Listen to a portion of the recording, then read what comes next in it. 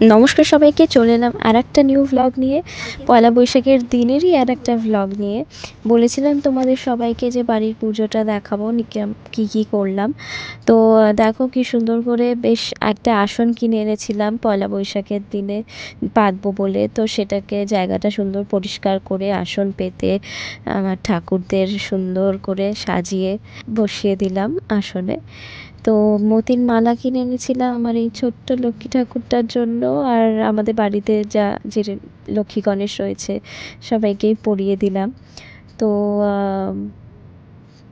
কি সুন্দর লাগছে সবাইকে পরিষ্কার করে বেশ মালা পরিয়ে পয়লা বৈশাখের দিনে নতুন বছরে নতুনভাবে সবাইকে সাজালাম। সবার পায়ে ফুল দিলাম অ্যান্ড তারপর মিষ্টি জল দিয়ে তাদেরকেও খুশি করলাম, আমিও খুশি হলাম।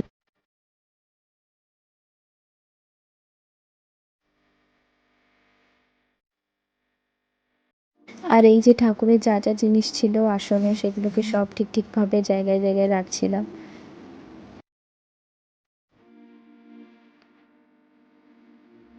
আর এই যে একটু ধূপ জ্বালছিলাম। So these are the wet dhoop you may say. তো কি সুন্দর লাগে বেশ পুজোর সময় ধুনো ধূপ এটা জ্বালতে, বেশ অন্যরকম একটা স্পিরিচুয়াল এনভায়রনমেন্ট তৈরি হয়। And just see how beautiful this handmade pakhas. আর আমার ইভেন্ট ছিল, তো ওখানে সব লাগেনি বলে ঘরেতে পাখাগুলো এনে সুন্দর করে সাজিয়ে নিলাম যাতে পয়লা বৈশাখের ওই ভাইবটা বেশ ভালো লাগে ভিডিও করার সময়।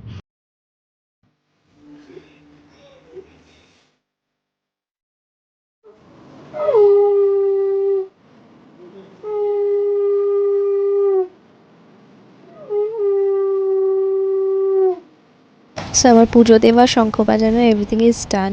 Just see how stunning my Ganesh dada is looking. সকালবেলা এই মালাটাই কিনে এনেছিলাম, কি সুন্দর লাগছে।